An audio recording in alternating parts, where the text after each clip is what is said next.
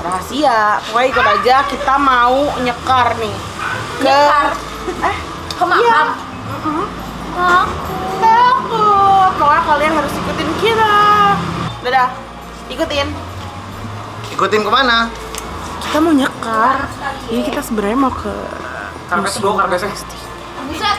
guys, jadi kita itu sebenarnya mau ke salah satu peninggalan sejarah yang pastinya ada horor-horornya.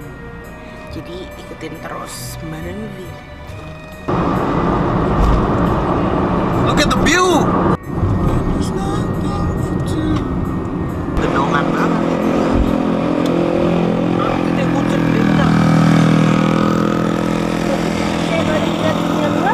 Sekarang kita udah sampai.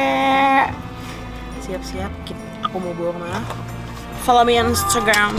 Let's go. Instagram. Nah, sebenarnya dari tadi tuh gue mau ngajak anak-anak kantor ke Museum Prasasti. Dimana banyak banget sejarah-sejarahnya dan aku mendengar, nah namanya Museum Prasasti ya pasti ada horor-horornya gitu. Ikutin dulu.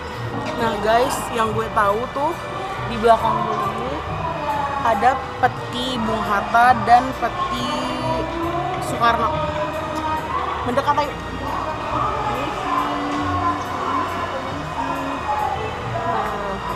Ini ada tulisannya, mau nggak di shoot? Boleh.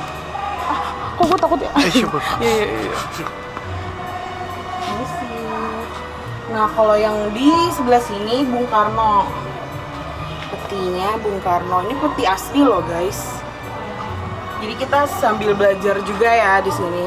Terus ini ada petinya Bung Hatta. Ini seru banget. Ayo kita eksplor bareng. Let's go.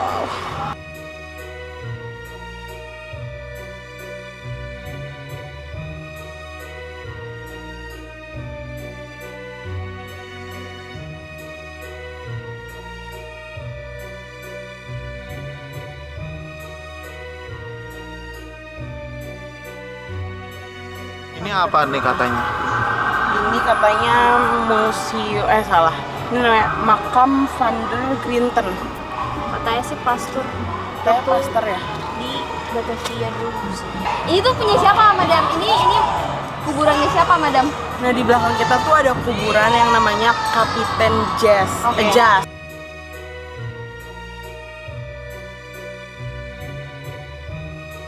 Nah ini salah satu yang terkenal nih di sini karena dia itu emang salah satu, satu-satunya malah bukan salah satu, satu-satunya yang makamnya belum dibongkar dan masih utuh ada di dalam sini. Jadi masih ada. Ya, yang lainnya udah nggak ada lagi. Kalau yang lainnya udah nggak ada di sini. Nah, jadi tempat semedi gitu ya. Iya. Di sini katanya kenapa orang paling sering ke sini karena dulunya itu Kapiten Jazz ini salah satu pendeta yang dermawan, baik dan lain-lain, makanya sering banget orang bersemedi di sini. Kayak minta kekayaan, minta keturunan, minta bahkan minta nomor lotre buat apa sih judi-judi gitu ya gitu. Tuh di lu. Minta sama dia. Nah, langsung deh. Dan sebenarnya tadi aku juga udah sempat bilang kalau ini tuh salah satu penghuni yang ada di sini. Gitu. Yuk lanjut. Yuk. Dan oh ya aku mau ngasih tahu juga kalau di sini tuh terkenalnya juga ada jejak-jejak Freemasonry. Freemasonry apaan? Freemasonry itu organisasi yang dulunya sempat dilarang di Indonesia. Yuk kita cari jejak-jejaknya. Nah untuk kelanjutannya di sini ada Bapak Yudi yang akan menjelaskan lebih detail lagi tentang Museum Prasasti ini.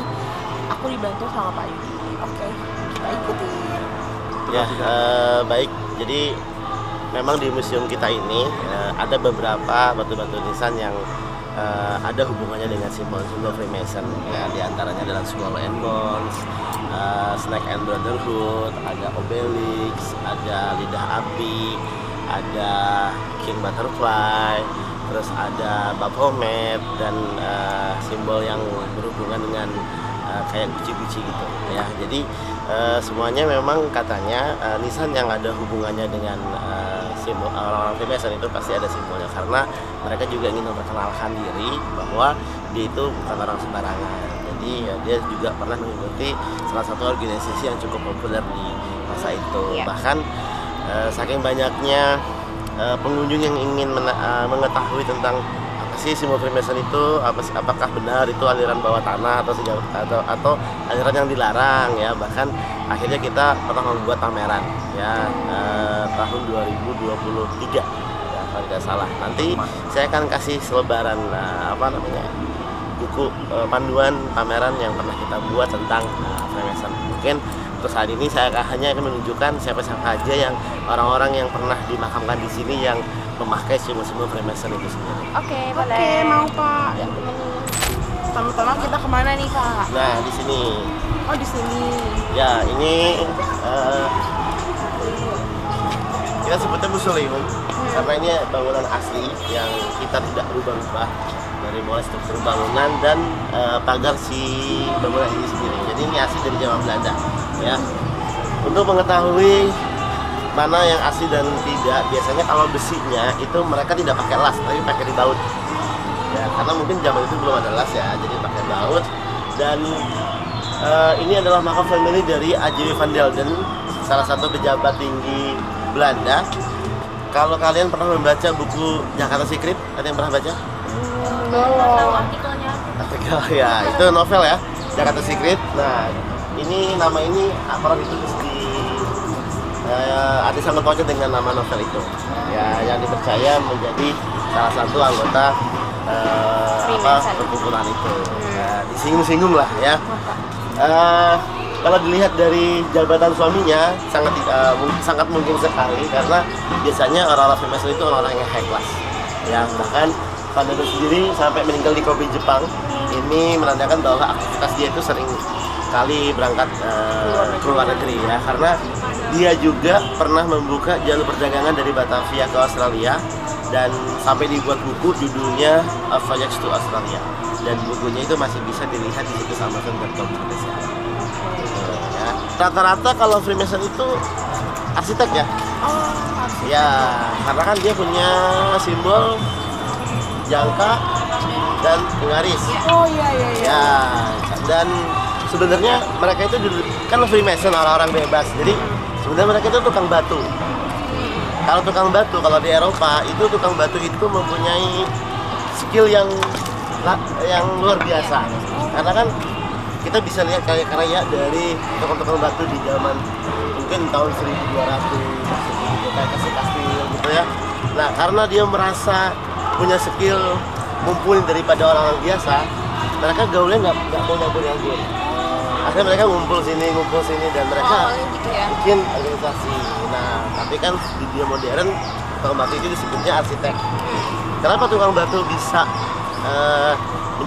menjadi apa namanya, sesuatu spesialis yang sangat bergengsi? Karena yang namanya tukang batu pasti harus belajar ilmu matematika ya, karena ngitung bangunan itu kan nggak sembarangan gitu ya. Dan makanya Freemason itu kadang suka ada simbol G, ada yang tidak. Kalau G itu artinya geometri, tentang ilmu matematika ya. Salah satunya ini ada arsitek namanya J.H. Horst ya. Jelas sekali di sini ada simbol Skull and Bones ya, dan di sini dipasang sama King Butterfly, kupu-kupu raja. Arti lambang ini apa Pak? Menurut informasi yang pernah saya dapat, jadi Skull and Bones ini disinyalir juga menjadi salah satu simbol di bagian anggota Freemason. Karena Freemason sendiri kan ketika pertama kali dibentuk memang simbolnya adalah jangka, penggaris. Tapi setelah berevolusi beratus tahun, mereka akhirnya berkembang menjadi beberapa organisasi lain dan punya simbol-simbol tersendiri. Jadi kalau jangka itu ibaratnya simbol umum.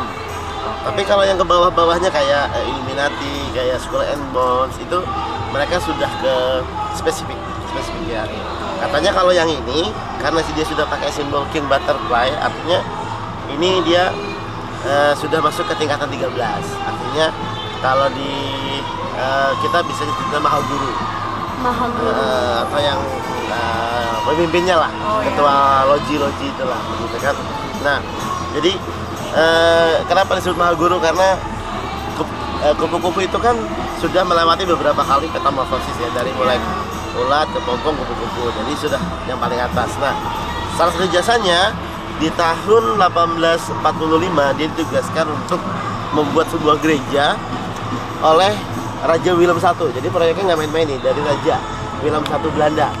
Nah, karena pada saat itu Raja Willem I Belanda menginginkan ada sebuah gereja yang memfasilitasi orang-orang Protestan di Batavia. Nah, akhirnya dibuatkan gereja. Nah, tapi gerejanya itu harus sangat megah. Akhirnya dia meminta gambarnya, dan ternyata gerejanya harus berbentuk kubah. Sedangkan di tahun itu bangunan kubah itu kan sangat sulit. Akhirnya dia terpaksa harus pergi ke Roma melihat bangunan kuil Pantheon di sana. Nah, setelah setelah mereka sudah paham, dipakailah bangunan itu di sini. Jadilah gereja yang disebutnya Gereja Willem's Kerk. Tapi setelah Indonesia merdeka, namanya diganti menjadi Gereja Immanuel.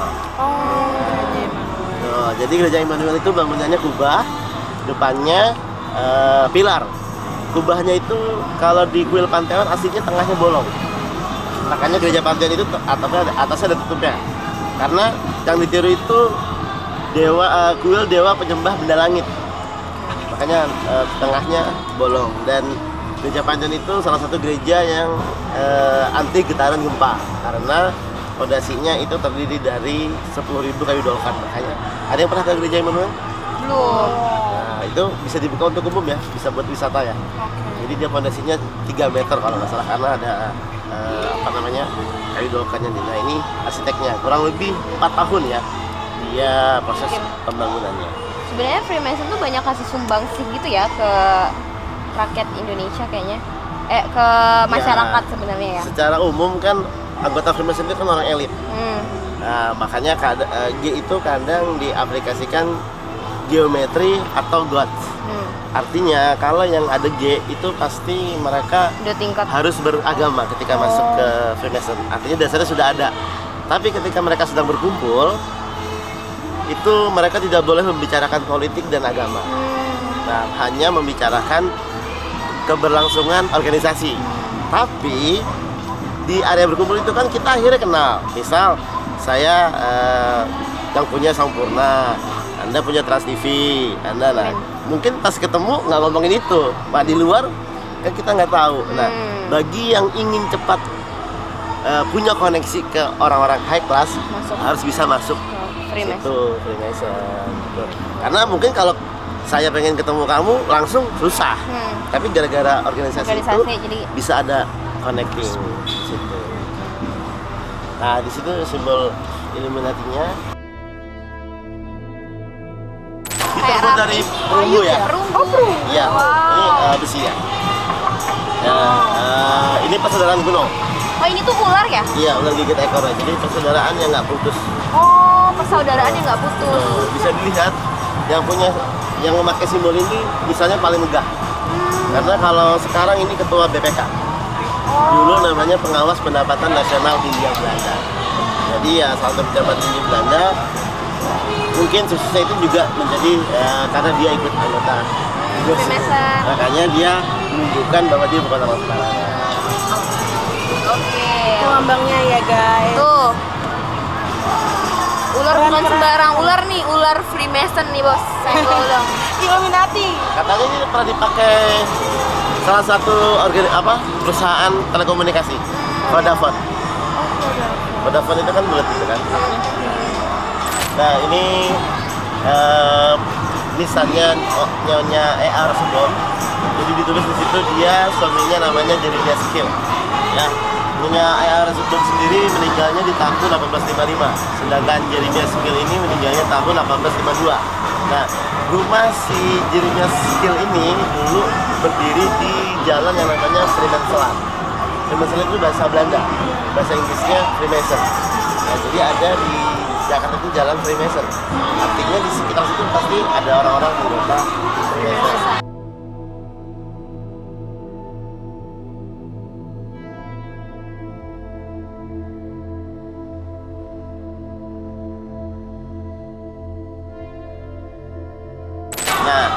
si Jenny Mustang ini adalah salah satu ketua loji. Tulisannya itu LOJE Lodge. Nah itu nama LOJE itu ya. kalau Indonesia. Loji ya. Oh. Loji. Nah dia rumahnya itu dijual ketika sudah meninggal dua-duanya, sama anaknya dijual, dibeli sama pastor. Nah pastor itu kemudian diserahkan ke suster, sama suster dibuat sekolah yang sekarang disebut Santa Ursula. Sandor. Ya, kita sudah sampai di salah satu monumen yang cukup megah, yang paling megah ya di Museum Prasasti. Ini juga sama terbuat dari batu yang terbuat dari besi juga ya. Nah ini milik Johann Jacob Perry. Jadi ini salah satu mayor jenderal yang dulu ditugaskan ikut menangkap Pangeran Diponegoro. Kenapa kita ke sini? Karena ternyata di nisannya Johann Jacob Perry ini ada beberapa simbol-simbol. Ya, yang pertama mungkin di situ ada simbol kepala kambing. Oh iya. Kepala kambing itu Oh, iya. dikaitkan dengan simbol dari dewanya Kesatria Templar, yaitu Baphomet. Nah, manusia kepala kambing. Dan di atasnya di bawah ordonya, kan nanti juga salah satu ordo ya. Di bawah singa itu juga ada simbol persaudaraan kuno, yaitu ular gigit ekornya. Ya, ini juga disinyalir sebagai salah satu simbol yang berhubungan dengan organisasi Freemason, yaitu Obelix ya. Obelix biasanya digabung sama lidah api. Nah, adapun Obelix dan lidah api ini biasanya hanya dipakai untuk anggota-anggota Freemason yang kaya raya. Salah satunya adalah milik Roderick Lawney. Dia itu dulunya adalah salah satu prajurit militer, orang Denmark, tapi jabatannya terakhirnya menjadi Menteri Keuangan. Ya. Nah, karena dia dari militer, mungkin dulu dia tergabung dalam pasukan kavaleri. Kavaleri itu dulu pasukan berkuda ya. Karena dia kaya raya, dia nggak bisa meninggalkan hobinya suka naik kuda. Makanya dia meninggal karena kecelakaan, yaitu terinjak kudanya sendiri. Ini satu-satunya mati yang nggak bahagia nih. Mati kaget. Iya dong. Ya, walaupun ya kecelakaan aja sih sebenarnya. Dan akhirnya keluarganya sangat sedih, lalu beli bahan batu nisan dari Italia. Ini marmer Carrara. Ya, diimpor dari pegunungan Carrara di Italia, tapi masih berbentuk kotak-kotak besar. Lalu dibawa ke Amerika, karena di Amerika hanya ada satu orang yang bisa memahat logo Obelix. Namanya Robert Edward Lawney dari New Oh York. itu ya? Iya. Jadi dari Italia dibawa ke Amerika, selesai baru dibawa ke sini. Pak, tapi saya mau nanya deh, kalau makamnya yang Kapiten Jas itu kan katanya masih ada ya? Itu bener apa enggak? Dipercaya masih ada. Oh, dipercaya masih ada. Karena semenjak pohonnya yang rubuh tahun 1980-an itu sudah tidak ada lagi penggalian. Dan memang itu satu-satunya makam yang tidak pernah dibongkar. Karena pada tahun 1975 ketika proses pembongkaran, di atas Kapiten Jas itu ada pohon beringin sangat besar yang biasalah menurut orang Indonesia, pohon beringin itu salah satu pohon yang memberikan kesan negatif. Akhirnya nggak ada yang mau untuk membongkar makam Kapiten Jas. Dan akhirnya sampai sekarang ya masih seperti itu. Jadi bener ya, dipercaya masih ada. Dipercaya. Satu-satunya. Iya. Betul. Ini patung apa Pak? Ini patung Crying Lady. Jadi Oh dia, iya sedih. ya itu simbol kesetiaan loh. Sad girl ya dia. Oh my Ya, god. patung ini dibuat karena ada salah satu keluarga yang memesan dan dia sangat sedih ketika putrinya itu meninggal karena bunuh diri. Jadi si wanita ini adalah salah satu istri orang Belanda yang baru beberapa bulan menikah, tiba-tiba suaminya meninggal karena penyakit malaria. Gitu. Mungkin karena baru beberapa bulan menikah, lagi cinta-cintanya, ketika dia sedih temannya nggak ada yang bilang move on. Akhirnya termasuk yang gamon Move on. ya. Gamon. Tuh. Hashtag gamon. Dan akhirnya dia memutuskan untuk bunuh diri. Tapi jangan khawatir, itu terjadi tahun 1907. 15 oh udah. Sudah ratusan tahun yang Iya. lalu ya. Sekarang mau diterusin. Terus sekarang malah itu ya Pak, malah dijadiin simbol kesetiaan. Iya. Karena Sehidup si semati ya, keluarga Say. itu menginginkan agar setiap orang datang ke sini itu bisa merasakan kesedihan dia. Makanya disebut patung Crying Lady. Karena dia Lady. bentuknya sedih. Di sini ada salah satu batu nisan yang tidak mempunyai lambang heraldik. Kita lihat atasnya kosong, karena yang lain itu adalah batu-batu nisan yang punya lambang heraldik. Nah, Kalau kita lihat ternyata ini berbeda dari batu-batu nisan yang ada di dalam. Kenapa? Karena dari bahan ini terbuat dari batu andesit, sedangkan yang di dalam ini terbuat dari batu marmer. Dan kalau kita lihat secara detail juga dari tahunnya, ternyata orang-orang Belanda yang meninggalnya tahun 1600, 1700-an, ternyata mereka menggunakan batu nisan yang terbuat dari batu andesit. Dan yang meninggalnya 1800 sampai 1900-an itu meninggalnya menggunakan batu nisan marmer. Nah, ini jenazahnya tidak di sini, tapi di pemakaman sebelum tempat ini dibuka. Ya, jadi ini biasanya nih jenazahnya di bawah gereja. Yang paling besar itu namanya gereja Holland sekarang, atau yang sekarang jadi Museum Wayang. Siapa yang pernah ke Museum Wayang? Belum. Ya, di Kota Tua. Ya, jadi itu dulunya gereja, bawahnya kuburan, tapi di sana ditutup, batunya dibawa ke sini. Nah, untuk orang-orang yang dimakamkan di Museum Wayang atau dulunya di gereja itu, biasanya mereka menganut Protestan agamanya, dan mereka menunjukkan kekayaannya lewat lambang-lambang ini, ya, lambang-lambang heraldik. Pekerjaan, kekayaan, status sosial, mereka gambar semua di batu nisan mereka. Nah, tapi ini ada satu yang tidak menggunakan lambang heraldik. Kenapa? Karena dia meninggalnya ternyata di tahun 1800-an. Dan di tahun ini ternyata Belanda sudah dijajah Perancis. Jadi sudah tidak boleh pakai lambang-lambang kejayaan, karena mereka sudah pernah jajahan. Tapi dia tidak kehilangan akal, dia ingin menunjukkan bahwa dia juga bukan orang sembarangan. Akhirnya dibikin simbol Freemason. Ini setahu saya malah dulu lambang Illuminati gitu, bener nggak sih apa? Sebenarnya lambang Freemasonnya ini yang utama, karena ini ada penggaris, ada jangka. Ini keperluan orang pada tukang batu untuk menghitung, untuk membuat pola. Nah, jangka ini biasanya membuat pola bulat. Bulat itu artinya orang-orang di dalam lingkaran, jadi dibatasi. Terus ini orang-orang yang punya visi garis lurus, tidak belok-belok, penggaris ya. kan? Nah, biasanya simbol G-nya di sini. Oh ya. Nah, tapi ini nggak tahu yang kata G. Nah, ini mata. Jadi mata itu kita diawasi oleh Sang Maha Pencipta. Nah, ini yang cahaya mata dengan cahaya kehidupan. Simbol utamanya ini sebenarnya, tapi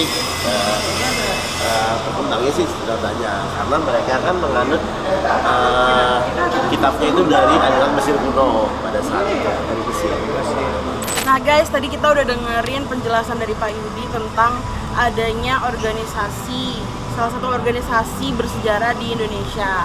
Kalau kalian punya cerita tentang Freemasonry atau kalian punya pengetahuan yang lain, boleh banget komen di Sisi Pesona atau di posan ini. Kalau kalian punya tempat-tempat rekomendasi yang bisa Madam V datangin juga, please komen juga di bawah.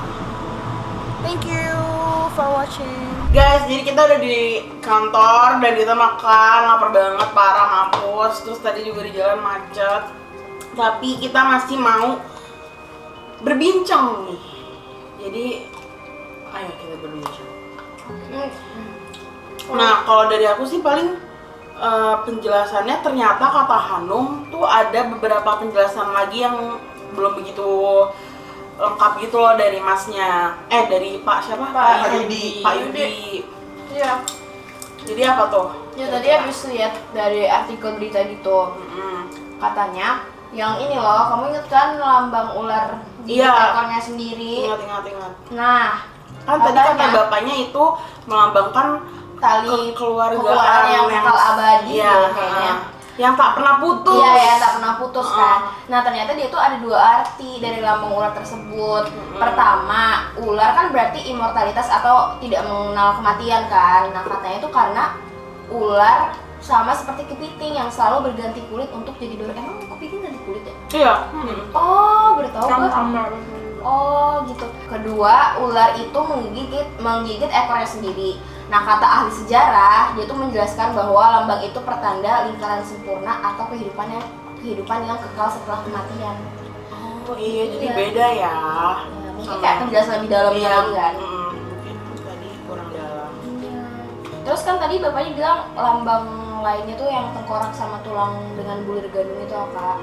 Nah katanya tuh ada penjelasannya lagi. Katanya posisi tulang lengan bersilang itu membentuk salib St. Andrews yang dimaknai sebagai jalan menuju kesempurnaan. Bener sih, jalan menuju kesempurnaan. Nah, dalam pandangan Kristiani, menurut si ahli sejarah, kesempurnaan ini dicapai dengan adanya kematian. Perasaan dari tadi kematian dulu ya? Iya, makanya ternyata. Terus kematian ini tuh katanya bukan akhir dari kehidupan, tetapi justru awal dari kehidupan kekal setelahnya. Wow. Gitu. Artinya deep banget ya? Iya, jujur. Dulu tuh dibubarkan sama Soekarno. Tapi waktu ada si Pak Gus Dur diperbolehkan lagi. Tapi kan katanya Soekarno tuh membubarkan organisasi ini kan, Freemason ini. Tapi pas Gus Dur menjabat, katanya tuh ini diperbolehkan. As long as enggak apa ya, masih Ya. nggak bertentangan sama Pancasila atau Ideologi kita lah. Iya, ideologi Indonesia lah gitu. Bisa sampai sekarang kita masih ada nggak sih? Iya sih. Kemungkinan ya. Kemungkinan sih masih ada ya sih ya. Nah sebenarnya tuh kan tadi kita ngomongin tentang logi-logi gitu kan. Sebenarnya tuh kayak gue sempet lihat, jadi logi tuh sebenarnya nggak cuma di Jakarta doang. Jadi logi-logi tuh ada juga di Surabaya, Semarang. Jadi mungkin bakal kita input juga ya kalau misalnya ada datanya. Gitu. Boleh banget. Gue baru tahu ada di luar Jakarta. Iya, jadi sebenarnya mungkin dulu apa namanya ajaran-ajaran Belanda gitu kali ya, ada organisasi Belanda Iya. yang mungkin saat itu ya emang orang-orang intelek dan high class juga sih. Iya sih, tadi bener-bener ditekenin banget. Iya. Kalau yang di situ bener-bener orang-orang High class. Iya, high class. Dari sana kaya banget kan. Berarti iya, dari sana kaya banget. Berarti ya orang-orang di dalam itu berarti se-intelektual itu, bukan orang sembarangan. Dan punya apa ya, punya karya yang Iya. besar juga Iya, sih. betul, Emang betul. mereka bukan cuma seorang orang kaya aja, tapi emang punya karya juga. Sumbang sih ke masyarakatnya banyak sih.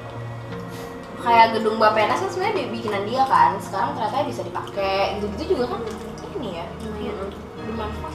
Kayaknya nggak gua. kapan-kapan kita ke itu yuk, museum wayang yuk. Yuk. Kan itu katanya Apa? ada di bawah situ. Apa?